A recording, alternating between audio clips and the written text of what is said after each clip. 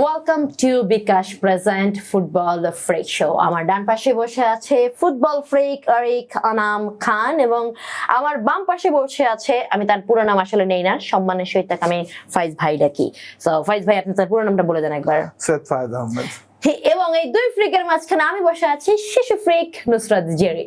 Switzerland versus Argentina. এটা পরে আমরা ইংল্যান্ড হয় কি আর্জেন্টিনা যাব নাকি আর্জেন্টিনা হয় ইংল্যান্ড? ও আচ্ছা, আমাদের আরেকটা জিনিস আছে। না না না না না না, আমরা ফকল্যান্ড আইল্যান্ডে বসে থাকবো। আমরা ইংল্যান্ডের কথা বলতেছিলাম। Excuse me, that was so insensitive. আমরা খেলা That was so insensitive, you know that, right? আমরা এই যে খেলার সিরিয়াল অনুযায়ী যাই। ঠিক আছে, নরওয়ে ভার্সেস ইংল্যান্ড। তিন সিংহের দল নিয়ে আমরা আসলে কি বলতে পারি বলেন? ইংল্যান্ডেরও একটা ভালো জিনিস কি যে একটা কমপ্লিটনেসে, মানে আমরা তো হ্যারি কেন নিয়ে অনেক কথা বলেছি, but I think the star performer last দুইটা গেমে Jude Bellingham absolutely stepped up এবং ক্লাচ মোমেন্টে ডেলিভার করাটা, এবং এটা কিন্তু ট্যাকটিক্যাল একটা বিষয় আছে। আমরা কিন্তু এই শোতেই আমরা আরেকজন প্লেয়ার, হ্যাঁ, এটা নিয়ে কিন্তু তাকে আমরা ক্রিটিসাইজ করেছিলাম যে সে কিন্তু মাঝামাঝি একটা জায়গাতে দাঁড়িয়ে থাকে, এদিক যায় না ওইদিক যায় না, সে নিজেই গোল দেবে, আমি গোল দেবো, আমি গোল দেবো, আমি গোল দেবো, এগুলি করতে থাকে। হ্যাঁ, করতে করতে কি হয় যে বাকি প্লেয়াররা খেলার সুযোগ পায়নি। হ্যারি কেইন ইন্টারেস্টিং বিষয়টা হচ্ছে হ্যারি কেইন কিন্তু is a sort of free role forward কিন্তু, এবং সে ডানে বামে একটু ড্রপ ডাউন করে, যেই গ্যাপটা সৃষ্টি হয় সেখানে কিন্তু জুড বেলিংহাম নাম্বার 10 যে থাকে সে কিন্তু সেখানে ঢুকে গোলটা দেবে। এক্স্যাক্টলি তাই হয়েছে। হ্যারি কেইন ওয়াজ লাইক, যে না আমার হয় না this the mark of a মানে বিগ প্লেয়ার, যে ম্যাচুরিটিটা ওই জায়গায় আসছে হ্যারি কেইন। আগে কিন্তু একটু টার্গেট ম্যান টাইপের ছিল, নাও হি ইজ কিন্তু টার্গেট ম্যান তো বটে, মানে বল গেলেও ফিনিশ করে দেবে, এটা উইদাউট দিয়ে দিবে, মানে হ্যাঁ, he does not want to B the hero. মানে আমি মাঝে ওই দিন একজন একটা ভালো কথা বলতেছিল যে যেটা হয় যে ব্রিটিশ মিডিয়া যেহেতু বেশি কথা বলে, সেহেতু আমরা সবসময় মনে করি প্লেয়ার গুলা একটু আসলে ওদেরকে নিয়ে বেশি প্রশংসা করে। কেইনের বেলা হচ্ছে উল্টাটা, মানে আমাদের মাথায় ওটা আছে ও ব্রিটিশ প্লেয়ার, ও মনে হয় বেশি প্রশংসিত। আসলে ব্যাপারটা তা না, মানে কেইন যেভাবে, কেইনের ট্রান্সফরমেশন আমরা যেটা দেখলাম এর আগে দুই সিজনে বায়ার্নের জন্য তো এই সিজন তো মানে 50টা গোল, এবং ধরেন মানে this is amazing.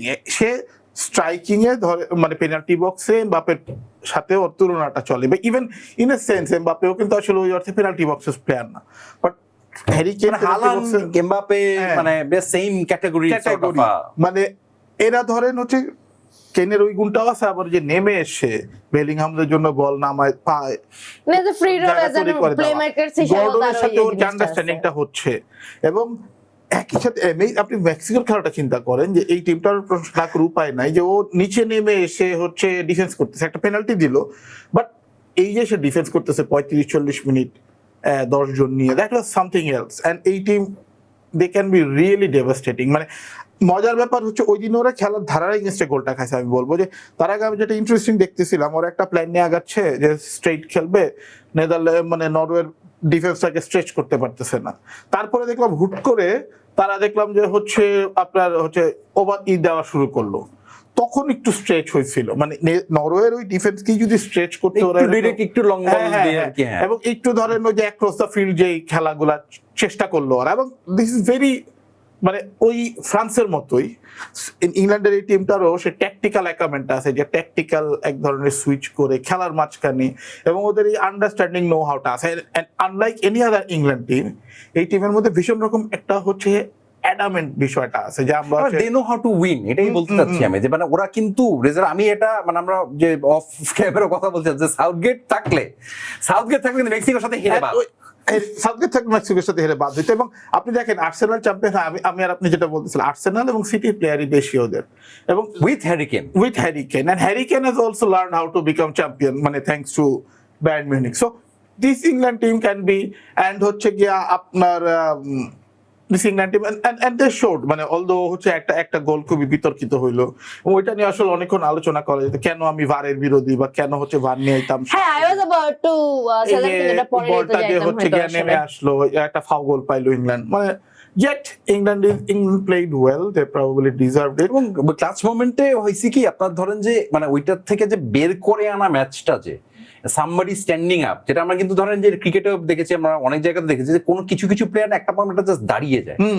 That was মানে বেলিংহাম। এবং একটা point Rice was not fit 100%, হ্যাঁ, রাইসকে নামিয়ে ফেলে, কেইনকেও একটা পয়েন্ট হচ্ছে নামিয়ে ফেলে, but there was just only মানে জুড।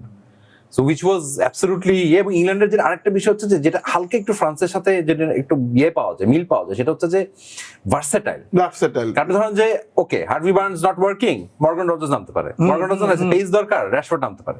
এদিকে সাকা তো ধরেন যে সাবস্টিটিউট হিসেবেই নামছে অ্যাজ এন ইম্প্যাক্ট প্লেয়ার, সেখানে একটা জায়গাতে আছে, এবং মানে মিডফিল্ডের ক্ষেত্রে এজেই হঠাৎ করে ধরেন নেমে গেল।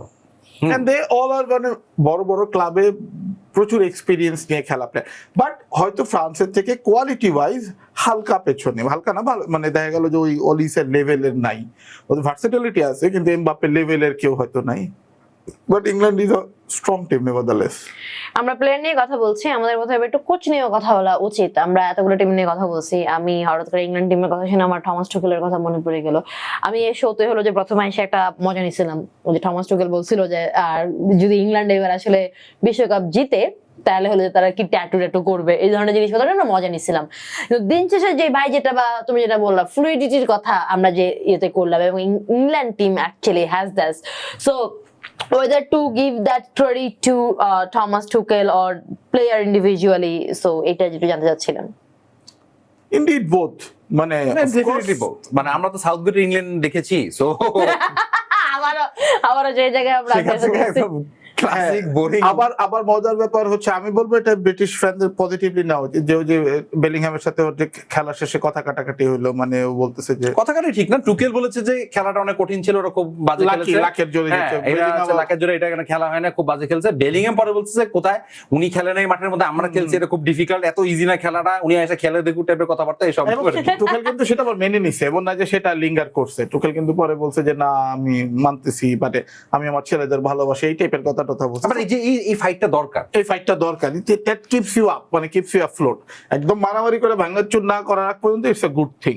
আমরা আসলে বরাবরই যারা জিতেছে তাদের নিয়ে কথা বলি, কিন্তু শুরুতে আমি বলেছিলাম বাদ যাবে না একটি শিশু, আমরা যাব নরওয়ের দিকে। নরওয়ে নিয়ে আমরা কথা বলছিলাম, না আমরা নরওয়ে নিয়ে কথা এখন নরওয়ে যে হ্যাঁ আরেকটা বিষয় একটা যে ওই যে একটি পাসের আগে হলো যে ভাই বলতেছিল যে একটা মাইন্ডসেট আগে হলো ছিল যে I will be the star only, but এই ব্যাপারটা হলো যে এটা নিয়ে কথা হচ্ছে, আলেকজান্ডার শার্লটের হলো যে পাস নিয়ে কথা হচ্ছে, যে সে এখানে দুটো ব্যাপার আছে, একটা হলো ওর পাসটা নিয়ে আমরা নরওয়ের হলো যে, এবং হালান্ডের মানে নরওয়ের যে গোলটা আসলে বাতিল করা হয়েছে, হালান্ডের ফাউল, এবং আমরা আসলে এই ব্যাপারটা একটু নিয়ে কথা বলতে চাই, আসলে আমি একটু শুনতে চাই প্লিজ। হামজা হয়ে খেলুন, বিশ্বজয় করুন, সাথে জিতে নিন PS5 ও smartphone. Norway is brilliant all through the tournament. তবে আমি যেটা নিয়ে বেশি কথাবার্তা বলা হচ্ছে, আমার মনে হচ্ছে ওভার হাইপড কথা বলা হচ্ছে। আমরা যারা রেগুলার এই ফুটবল দেখি, মানে ওই পাসটা ওই সময়ে একেবারে খুব সহজও ছিল না, এবং it was not a very easy decision, যে যেহেতু লোকজন হালান্ড নিয়ে এক ধরনের হাইপ আছে, হালান্ডকে দেখলেই পাস দিতে হবে। I also credit goes to John Stones, মানে way he blocked the light. এবং আরো মজার ব্যাপার হচ্ছে ওই জায়গায় যদি সে বল লুজ করতো, সে যদি পাস দিতে যেত, বলটা লুজ করতো, তাহলে কিন্তু কাউন্টার অ্যাটাক একটা হইতে পারতো।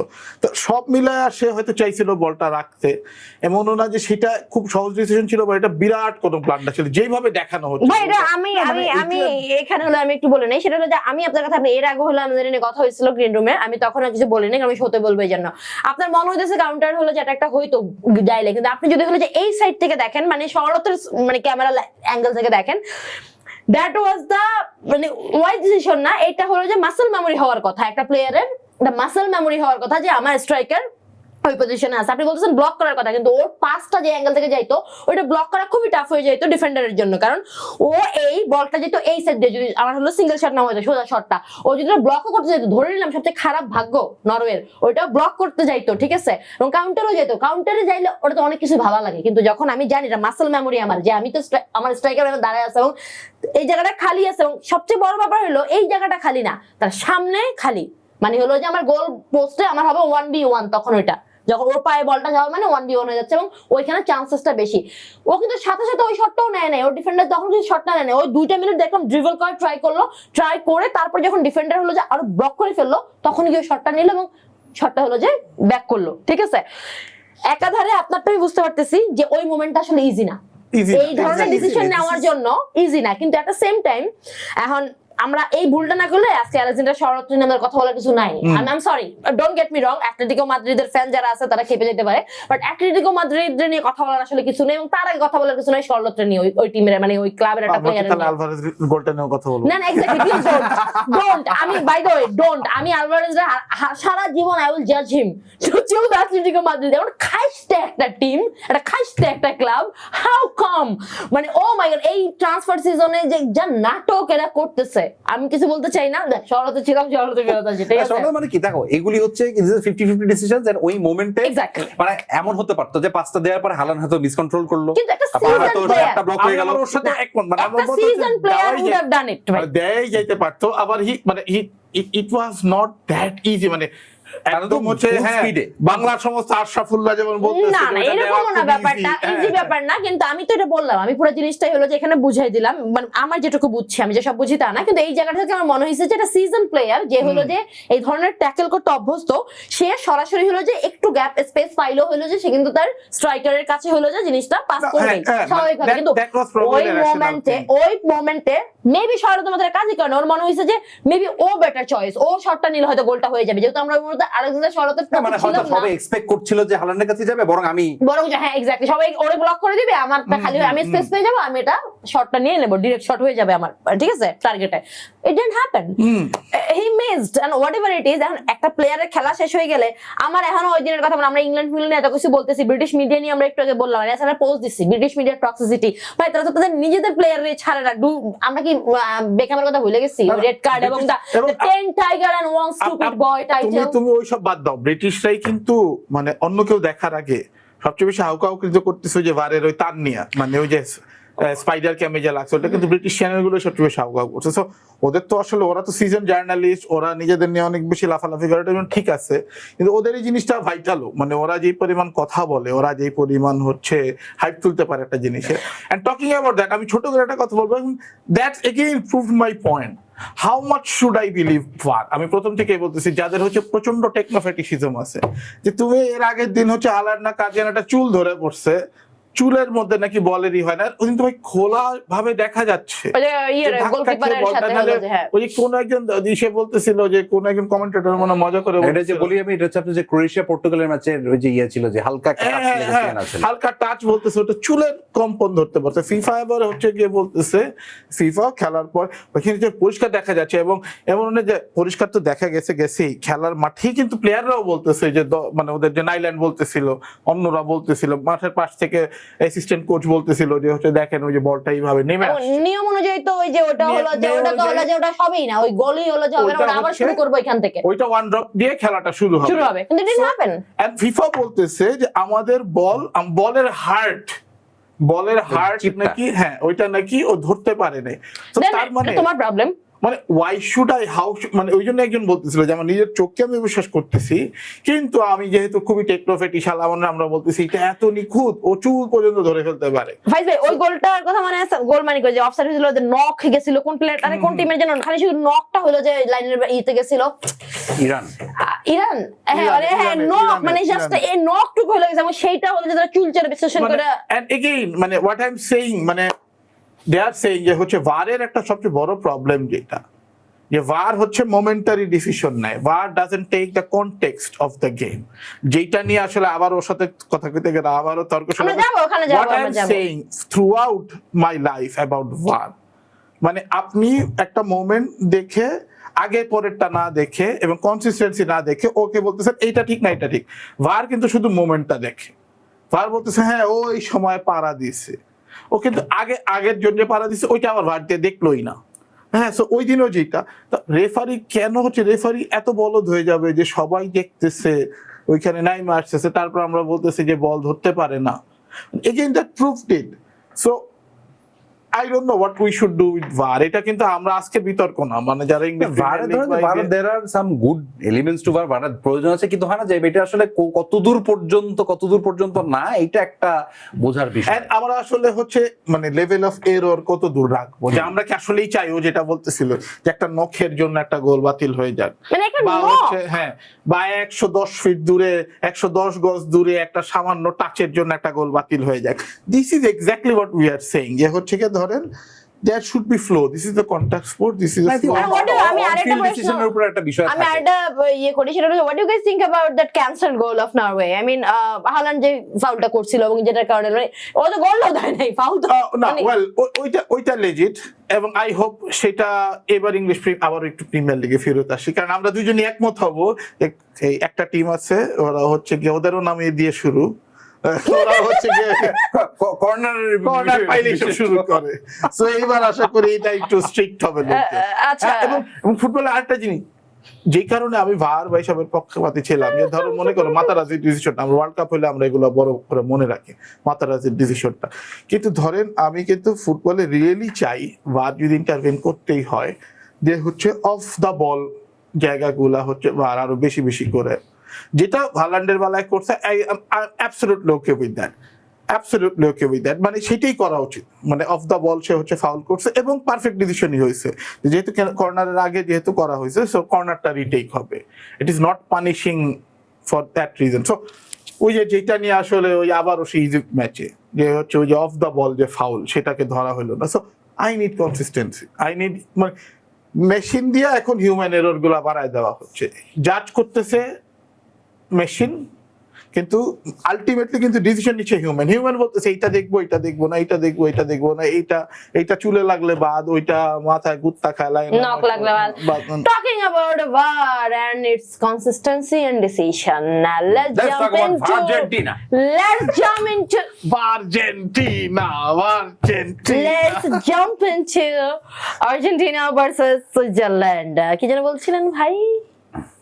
বলেন আবার বলেন, বলেন। ডিজার্ভ করে, মানে বেসিক্যালি অন্যান্য টপিক নিয়ে আলাপ তো করে লাভ নাই, হ্যাঁ, লাভ কারণ কমিটি টিম কিনে বলতে গেলে আমাদেরকে আবার কি না কি করে দেয়। আমি বলবো যে হুলিয়ান অ্যালভারেজ যে গোলটা, ওয়াও, মানে if it's a match winner that is the গোল। আমরা বাকি আর কিছু বলবো না। ও অ্যাটলেটিকো মাদ্রিদে খেলতেছে, কবে বার্সা যাবে? ভালো লাগতেছে না ভাই। আর কবে বার্সা যাবে ভাই? কি যে শুরু আমার প্রশ্ন, হ্যাঁ ফাইজেন কথা হইতে পারে, কিন্তু আমার প্রশ্ন হলো তোর এই সময়টাই কেন তোর এইরকম একটা দুর্দান্ত গোল করা লাগবে, যখন তোরে নেওয়া হলো যে এই ঝামেলাটা চলতেছে। জাস্ট ইমাজিন এই মোমেন্টটাই এটা মানে সিমিওনি বলছে যে না এত ফালতু মানে ও ভ্যালুটা একটু বাড়িয়ে দেয়। ভ্যালুটা একটু বাড়াই দেয়। জাস্ট ইমাজিন এই কদিন ধরে এই খেলতেছে, সবাই সমালোচনা করতেছে আলভারেজের, কি হইছে Alvarez, VAR is Alvarez, what happened to Alvarez. কারণ বার্সেলোনা মানে কি বলি, আর্জেন্টিনার কথা বললে হলো যে মেসির পরে হলো যে আমরা হলাম যে স্পাইডি, মানে এরকম একটা ব্যাপার। ওমা এই বিশ্বকাপে দেখতেছি না, আর যখন হইলো যে দেখা গেল ওরে, মানে what a- boom, what a- what a goal আর হোয়াট আ প্লে। মজার ব্যাপার হচ্ছে আম্মা ওই দিন হচ্ছে আম্মার গিয়ে খেলা দেখছিলাম, আম্মার ফ্ল্যাটে গিয়ে, ওখানে হচ্ছে কি আম্মা নামাজ পড়তে উঠছে মনে হয় সকালে, তা আম্মা এসে আমার কইতেছে আর্জেন্টিনা গোল খাইছে। মানে কারণ হচ্ছে গোলটা দেখার পরে আমি এত, আরে ভাই this is a piece of beauty. আমি তো আর অন্য ওইসব টিমের সাপোর্টার না, আমার সব টিমের খেলা ভালো দেখলেই ভালো লাগে। হ্যাঁ খেলা ভালো লাগে, যেটা দেখলে বসাইতে ভালো লাগে, এটা হলো ওদের মোটো, আর কোনো মোটো নাই। এরা আমার ধারণা পিছনে পিছনে এত বদনাম করে না আর্জেন্টিনার, আমার দেখে যতটা বদনাম করে না, আমার তার থেকে বেশি করে। রাইভালরি, ঠিক আছে, they just hate me. I don't think ওরা আসলে আর্জেন্টিনার এত পছন্দ করে, আমার ধারণা এরা আমার এত পছন্দ করে। না that is not true at all. আমরা আর্জেন্টিনা পছন্দ করার মতোই, মানে ভাই আমি কাম এন্ড কম্পোজ থাকবো বলছি, তার মানে আমি এটা বলি নাই যে আমি কিন্তু হলো যে ওই যে ইংল্যান্ডের তিনটা ঘুমন্ত সিংহ না, নখদন্তহীন, ঠিক আছে, আমি কিন্তু সেই সিংহ না, কিন্তু এখন মানে ঠিক আছে, ডোন্ট মেক মি হাইপার।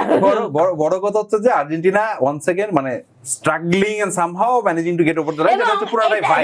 এই কথা বলে লাভ নাই, কেন বল, এইবার বলি আর্জেন্টিনা ফ্যান বেস থেকে যদি নিজেরা মাইনাস করে যদি নরমালিও কথা বলতে যাই, আর্জেন্টিনা সবগুলো ম্যাচের পরেই বলছে যে আর্জেন্টিনা বাঁচতে বেঁচে গেছে, মানে মরতে বেঁচে গেছে, কথা বলছে কি খেলছে ধুর, মানে রীতিমতো। I tell you what, law of average বলে যদি কিছু থাকে, মানে একটা জিনিস চিন্তা করো যে মেসি তার সারা জীবন ইংল্যান্ডের সাথে খেলেনি, এবং মেসি ইংরেজিও পারে না, মানে এটা এই কারণে বললাম যে রটিন মারা গেছে 2 দিন আগে, আর্জেন্টিনার অন্যতম কিংবদন্তি কোচ, তারই পুরো ঘটনাটা অলরেডি সবাই জানে, যে হচ্ছে ইংল্যান্ডের সাথে 66 এর ম্যাচে ওই সময় গালিগালাজ এর অভিযোগে, মানে তখন থেকে আবার ইয়েলো কার্ড রেড কার্ড চালু হলো। তো এই জন্য বলতেছিলাম যে আর্জেন্টিনার সাথে ইংল্যান্ডের এমনিতেই একটা যে লাইব্রেরি যে অন্য লেভেল, এবং ল অফ এভারেজ যদি কাজ করে, মনে রাখতে হবে যে হচ্ছে আমরা বারবার বলতেছি যে আর্জেন্টিনা, আমরা ওরে কেতানোর জন্য বা যেভাবে হোক যে আর্জেন্টিনা ফিফার হেল্প পায়। ইংল্যান্ড কিন্তু হচ্ছে হ্যারি কেন কিন্তু ট্রাম্পের সাথে গলফ খেলে আসা লোক, ট্রাম্পের golf buddy. If I have to say, if কোনো টিম যদি মানে চুরি নিয়ে ধরেন হচ্ছে ওই দিন আমরা যারা ধরেন চুরি শিখতে চায় তাদের কাছে ওইটা এদের একটা ডকুমেন্টারি হবে। কিন্তু সেমিফাইনাল চোরের বড় চোর বলে না যে হচ্ছে এই লেভেলের সেমিফাইনাল, এন্ড সেই 86 এর পরে কিন্তু ওরা মুখোমুখি ওরকম ভাবে হয় না। এই দলের দুইটা লোক নিজেরা না কোনো জাতীয় দলের পরিচয় দেয় না। এরা পরিচয় দেয় একজন লিভারপুল ফ্যান আর একজন পরিচয় দেয় আমি তো ইউনাইটেড, ঠিক আছে, ইয়ের ফ্যান, কি বলে, আরে man your fan, Manchester United. ওই তো এরা হলো, একজন হলো ম্যানচেস্টার ইউনাইটেড ফ্যান, একজন লিভারপুল ফ্যান, ঠিক আছে। এদেরকে যে আমি থাকে না ফুটবল যে স্বাভাবিক ব্যান্টার থাকে, ব্রাজিল, আর্জেন্টিনা, পর্তুগাল, ঠিক আছে, বা ফ্রান্স, জার্মানি কিছু একটা টাইনে নিয়ে আসবো বলবো, এটা আসলে তা না। এরা আসলে এইসব ব্যাপারে হলো গুপ্ত। এরা ধরুন আর্জেন্টিনার আঘাত করে, আমি না কনফিউজ হয়ে যাই, আমি আসলে ব্রাজিলের মানে স্ট্যাটিস্টিক্সটা দেখাবো নাকি আমি আসলে জার্মানির স্ট্যাটিস্টিক্স দেখাবো নাকি আমি পর্তুগালের স্ট্যাটিস্টিক্স দেখাবো। কারণ আমি তো মানুষ একটা, আমি আমার দলে ডিফেন্ড করতে পারি, কিন্তু এদেরকে অ্যাটাক করতে গিয়ে তো আমি 7টা দলের হলো যে আমি তো একটা ভবিষ্যৎবাণী করতে পারি যে ন্যাশনাল টিমের সাপোর্ট নিয়ে। হ্যাঁ, তো ভবিষ্যৎবাণী হচ্ছে যে ফাইজ ভাই কিন্তু সামনের ওয়ার্ল্ড কাপে হচ্ছে জার্মানি সাপোর্ট করবে। ওকে কেন বলো তো দেখি? কারণ জার্মানির ম্যানেজার এখন মানে কোচ, হ্যাঁ, সামনের আগামী 4 বছরের জন্য হচ্ছে ইয়র্গেন ক্লপ। এরপরে আসলে আর কোনো কথা চলে না। এবার যেমন ইজিপ্ট, মিশর, এদের প্রতি আমার যেমন ভালো, আমি যেমন প্রথম আশ্রয়তে বসে বলছিলাম যে আমি নেদারল্যান্ড পড়ে ফেলি কারণ হচ্ছে ভ্যান ডাইক নাম দিতে ভালো লাগবে। আমি যেমন ইজিপ্টের ডাইহার্ট ফ্যান হয়ে গেলাম, অনেক কিছু মারা লোকজন মনে করতেছে আমি বুঝি ব্রাজিলের কারণে। নট এট অল ভাই, ব্রাজিল যেমন মানে Brazil is not a big issue, issue was Sala. মানে সালার সাথে যদি এরকম ঘটনা না ঘটতো আমি হয়তো এত অ্যাটাকিং হইতাম না। কিছু লোকের সাথে অ্যাটাকিং হইতাম, সরি, আমি একদম পাবলিকলি সরি বলতেছি, এত অ্যাটাকিং হওয়া উচিত হয় না জেরি বাদে। আমার সরি বলবে না, এরা হলো যে আমি হলাম যে এদের থাকলে ব্যক্তিগত ছোট বোন এরকম আর কি। আমার হলো যে ওরা আমার মাথাটা খারাপ করে দিচ্ছে। আমি আরেকটা জিনিস talking about that, Pep Guardiola কি চালিতে যাচ্ছে? পেপ গার্দিওলা যদি যায়, আমার ধারণা প্রেডিকশন হচ্ছে Pep will be manager of Spain. হ্যাঁ, মানে এট সাম পয়েন্ট, মেবি এখন হয়তো না, কারণ এই ওয়ার্ল্ড কাপে যেহেতু সেমিফাইনাল, হয়তো এখন মানে কোচ আরেকটু কিছুদিন থাকবে, বাট পেপ, আমি আইসি পেপ কোনো না কোনো সময় পেপ হচ্ছে মানে স্পেন টিমটা ম্যানেজ করবে।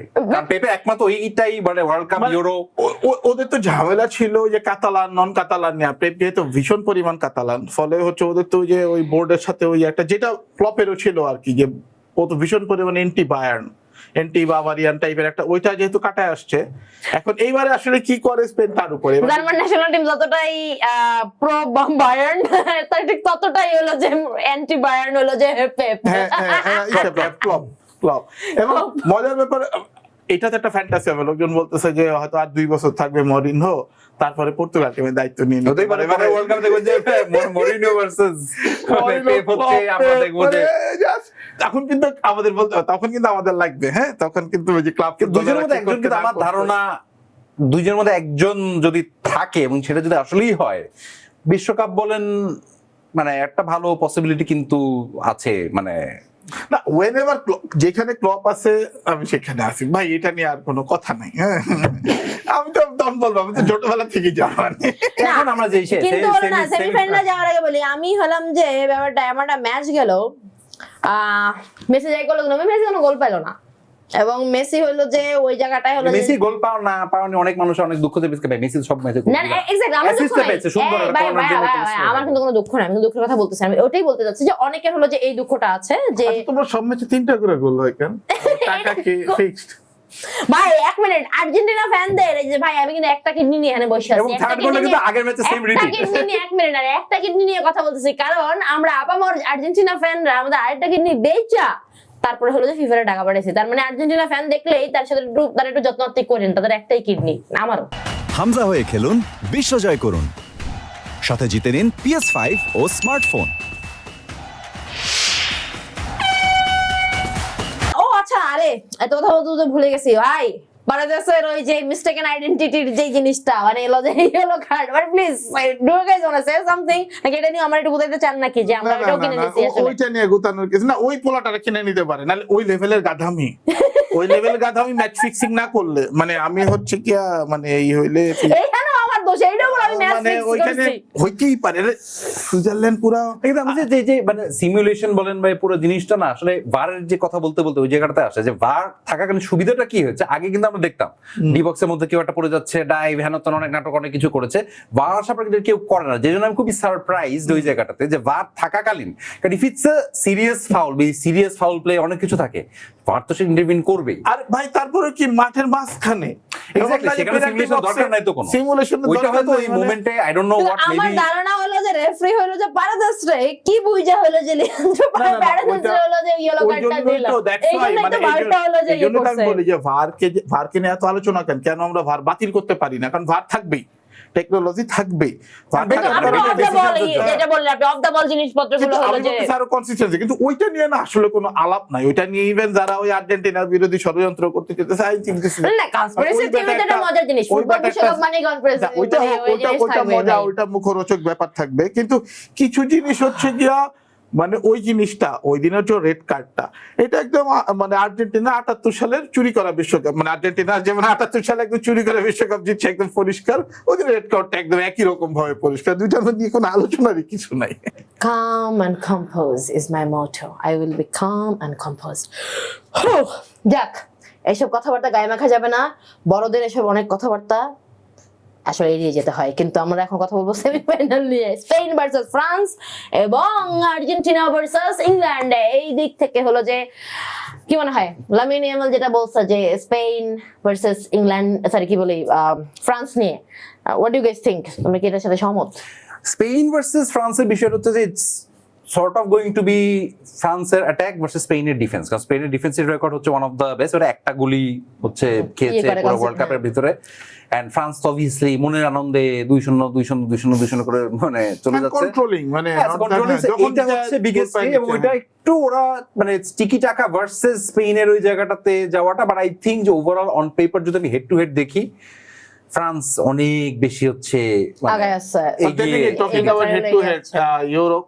ইউরোতে কিন্তু ইউরো, আমি একটা বিষয় দেখেন ইউরোতে কি হচ্ছে আপনার মনে থাকবে যে ইউরোতে কিন্তু দেখেন টিমটা was different, Nico Williams was fit, হ্যাঁ, এবং তখন কিন্তু হচ্ছে লামিন ইয়ামালের ফার্স্ট বিগ টুর্নামেন্ট, এইদিকে ও হচ্ছে ডান দিক দিয়ে, নিকো উইলিয়ামস বাম দিক দিয়ে, মাঝখানে মোরাটাও মানে গোল পাচ্ছে, ড্যানি অলমো হঠাৎ করে একটা জায়গাতে আসে, that was bit of a surprise.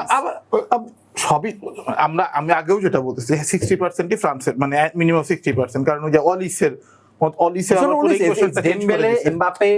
তারপর অলিসে মিডফিল্ড থেকে পুরো যেটা বলা হচ্ছিল যে ওই জিনিসটা যে একটা ক্রিয়েটিভ মিডফিল্ডার সেটা সে অ্যাড করতেছে, কিন্তু হ্যাভিং সেড দ্যাট ওই যে হেড টু যেটা হয় ফ্রান্স অন্যান্য খেলায় কিন্তু ও যেটা বলতেছিল একটা মতো দুর্বলতা আমি অনেক চিন্তা করে ফ্রান্সকে কিন্তু মোটামুটি বাকিরা সব অ্যালাউ করতে বাধ্য হয়েছে কাইন্ড অফ, তো ওর পাই বল থাকবে ও অ্যাটাকে যাবে, আমাদের হচ্ছে বাস পার্ক হোক বা যেভাবে হোক থাকতে হবে, কিন্তু for the first time they are facing a team which will try to possess the ball like a crazy, মানে তারা চেষ্টাই করবে যে বল ছাড়বই না ভাই, বল ওরা ফ্রান্সের যেমন আমার সমালোচনা হচ্ছে ফ্রান্সের শট নিতে হবে বেশি, সরি স্পেনের যে ওর আলটিমেটলি হচ্ছে শটটা নিতে হবে, স্পেন রেজাল্টটাও পাইলো ওই দিন, দেখেন 2টা শট নিছে বলে 2টা গোল হয়েছে, কিন্তু শিওর শট ছিল না, মানে 2টা গোলে হচ্ছে গোলকিপারের হাত ফসকা, মানে whenever you take shot you will get goals, so but একই কারণেই আমি বলতেছি ফ্রান্সের জন্য যেটা চ্যালেঞ্জ হবে, ওরা কিন্তু এই যে 50%-এর নিচে পজিশনে অভ্যস্ত না, অফ দ্য বল ওরা কিরকম খেলে, অস্থির হয়ে যায় কিনা বা এক ধরনের হচ্ছে আনকমফোর্ট জোনে থাকে কিনা, সেটা মিলায়া হচ্ছে একটা ইন্টারেস্টিং গেম হইতে পারে। আই থিংক যে ফ্রান্সের একটা সুবিধা কি, দেখ ওয়ান সেকেন্ড যেটা শুরুতেই বললাম যে ধরেন ফ্রান্সের কিন্তু এবিলিটি টু অ্যাডাপ্ট, এবং ওরা কিন্তু দেখবেন ঠিক আছে আচ্ছা বল নিয়ে আছে তোমাদের থাকুক, বলটা কাউন্টারটা যখন পাবে উইথ দ্য পেস, হ্যাঁ, অফ দ্যাট ফ্রন্ট 3 বা ফ্রন্ট 4, ওইটা ইজ অ্যাবসলিউটলি ডেড, এবং মানে সেকেন্ডের ভিতরে কিন্তু দেখবেন যে এই যে তো স্পেন অনেকক্ষণ ধরে পাস করতে বলটা পাওয়ার সাথে সাথে উইদিন 10 সেকেন্ড আমি তো ওটা আগেই বললাম স্পেনকে এক্সেল করতে হবে, Spain has to play meaningful football, Spain যদি মনে করে আমি টিকি টাকা কইরা 60% বল রাখবো, they will be destroyed in moments. France যখনই 40% বল পাবে they will make absolutely straight হচ্ছে সোজা ডাইরেক্ট খেলবে, তো স্পেনকে যেটা করতে হবে স্পেনকে খুবই ডিরেক্ট খেলতে, মানে ওদের যে মেইন ওদের তো ডিএনএ তেই আছে বল পজিশন রাখা, তো সেটার সাথে যদি তারা ডিরেক্ট ফুটবলটা খেলতে পারে things could be very interesting if they can come out with 1 or 2 goals earlier, but I still think যে প্রেডিকশনের কথা যদি বলেন না যে এক্সট্রা টাইমে যাওয়ার একটা পসিবিলিটি কিন্তু আছে, বাট দেন अगेन মানে হয় না it's hard to right of France, মানে আমি কিন্তু ওয়ার্ল্ড কাপের শুরুতে আমার একটা ফ্রান্সকে প্রেডিকশন তো ছিল। কেউই রাইট অফ করতেছে না, প্রশ্নই আসে না।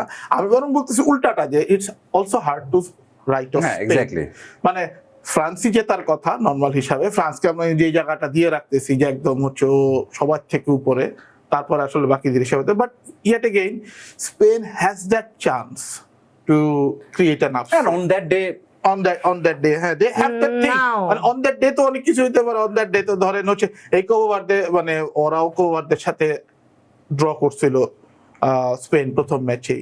ওয়ার্ল্ড কাপে অনেক কিছু এরকম হয়েছে, but Spain has that thing যে ট্রু ইনগ্রেডিয়েন্ট গুলো আছে to cause an upset। ফ্রান্সের সাথে মেবি একটা চ্যালেঞ্জের দেওয়ার মতন একটা সেই ক্যাপাবিলিটিটা হয়তো আছে। আছে, এবং রিসেন্ট হিস্ট্রি তো মানে ইউরোর হিস্ট্রিটা কিন্তু এগুলো কিন্তু ফুটবলারও তো মানুষ, ওদের মাথাতে ওগুলা কাজ করে। যে আর রইলো বাকি হারাদনের এতগুলো ছেলে, রইলো বাকি দুটি, which is England versus Argentina। এটা যে রিয়েলিস্টিক আমার যে প্রেডিকশন, বলেন। Argentina this is the first time, I could be wrong, এটা মানুষ অনেক কিছু বলতেও পারে, but Argentina this is the first time, হ্যাঁ okay gun to my head, হ্যাঁ first time coming up against this team which has a good attack and a good defence, right? Okay, এবং এইটা সারপ্রাইজড হব না আমি যদি এটা 2-3 গোলের বেশি আর্জেন্টিনা হজম করে। না, and then again what I'm saying, যে স্পেন ফ্রান্সের বেলায় যেটা হয়েছে, আর্জেন্টিনার বেলায় আর্জেন্টিনার ফ্যানরাও স্বীকার করবে, apart from Messi this team is playing almost rubbish. But still each and every match, আমি ওই যে ইসের কনস্পিরেসিতেও যাচ্ছি না, যে হচ্ছে ওই যে কে ফিফা ফিক্সচার করছে হ্যান ত্যান, এগুলো তো যাচ্ছি না। ওকে, এটা অন্যরা যেতে নাই কেন, ব্রাজিল কেন যেতে নাই, বা পর্তুগাল কেন যেতে নাই, উরুগুয়ে কেন যেতে নাই, কিন্তু আর্জেন্টিনা এখনো পর্যন্ত যে কয়টা টিমের সাথে খেলছে, নো ওয়ান কুড সে আমরা ফেভারিট, আমরা তো আমাদের পাত্তা দিচ্ছি না, আমরাই আসলে ম্যাচটা জিতবো। Everyone is saying oh Argentina, মানে সুইজারল্যান্ড বলি, যাই বলি, যাদের সাথেই খেলা হয়েছে, কেপ বলি, বা তার আগে কাদের সাথে খেলছে, ইজিপ্ট বলি, আমরা আর্জেন্টিনা থেকে ইনফেরিয়ার, আমরা জিতলে জিতেও যেতে পারি, কিন্তু for the first time underdog আর কি। আমরা underdog. For the first time Argentina is facing a side which is not an underdog. Not an underdog also, and like and side দেখেন যে এতগুলো ম্যাচে যাদের সাথে খেলা হয়েছে, আর সাইড উইচ অ্যাকচুয়ালি আপনার অনেক অ্যাটাকটা বেশ স্ট্রং, এবং ওই জন্য মানে সুইজারল্যান্ড এটা কিন্তু অত স্ট্রং না, না। না, ক্যাবার্ডে এবং অন্যগুলিও কিন্তু আমি বলছি না, কিন্তু সাইড উইচ ইজ আপনার ওই And আপনি দেখেন যে ইজিপ্টের সাথে খেলাটা, ইজিপ্টের হালকা পেসের কাছে কিন্তু আর্জেন্টিনা বেশ এক্সপোজড হয়ে গেছিল, দুইটা গোল, একটা গোল ক্যান্সেল। শেষ মুহূর্তে যত যাই বলি, ইজিপ্টের ওই ডিফেন্স তো আর ইংল্যান্ড দিবে না, ইংল্যান্ড শেষ 10 মিনিটে 3টা গোল খাবে না, হুইচ ইজ অনেক ক্লোজ টু ইম্পসিবল এরকম ঘটা। বাট এগেইন আমরা ইংল্যান্ডের যে আলোচনাটা করে আসতেছিলাম, this will be the toughest game for Argentina. both For in fact, sure. both কিন্তু তবুও বলবো যে ইংল্যান্ডে কিন্তু ধরেন যে Norway was a big test, মানে নরওয়ে আফটার কামিং ব্যাক, ধরেন যে ব্রাজিলের সাথে জেতার পরে কিন্তু নরওয়ে একটা জায়গাতে যেহেতু গেছে with players like Haaland, Odegaard, এই একটা জায়গাতে যাওয়া, মেক্সিকো, মানে একটা ওই অ্যাজটেকাতে ওই গরম, ওই সবকিছু ভিতরে করাটা, যেটা মানে দেখেন ওপোনেন্টের কম্পারিজন তো হয় না, কিন্তু আমি বলবো যে ইন টার্মস অফ অ্যাটাক, কারণ আর্জেন্টিনা আর কিছু হোক না হবে, হ্যাঁ ডিফেন্স, যেরকম কেপভার্ডের ডিফেন্স ভালো ছিল, সুইজারল্যান্ডের ডিফেন্স ভালো ছিল, সবগুলো ডিফেন্ডিং ওয়াইজ একটা স্ট্যান্ডার্ড জায়গাতে আছে, বাট অ্যাটাকটা যদি আমি বলি, এই লেভেলের অ্যাটাকটা কিন্তু এখনো ফেস করে আর্জেন্টিনার ডিফেন্স কিন্তু একটু শেকি, যথেষ্ট শেকি, এবং তারা কিন্তু স্লো, মানে যেটা বারবারই বলা হচ্ছে যে কেন 14 জার্মানি 18-তে যায় দুমড়ায় গেল, 10-এর স্পেন কেন 14-তে গিয়ে পারলো না, বিকজ এই প্রবলেম কিন্তু আর্জেন্টিনাও ক্যারি করতেছে, যে উইনিং টিমকে ক্যারি করা। 14-তে হোস্ট নেশন ব্রাজিলও হ্যাঁ, মানে না, হচ্ছে না জেরি হচ্ছে না। বেশি আশা মানে করো না, বেশি আশা টাশা করতেছি না, কিন্তু আপাতত আমি এদেরকে মিউট করে দেবো, যে কথা শুনতে আর ভালো লাগতেছে না। এরা আসলে আমাকে কোনো রকম কোনো আশা টাশা দিচ্ছে না। আমি হলাম এই মুহূর্তে এমবাপে হয়ে যাব, the dictator. So I am gonna end this here.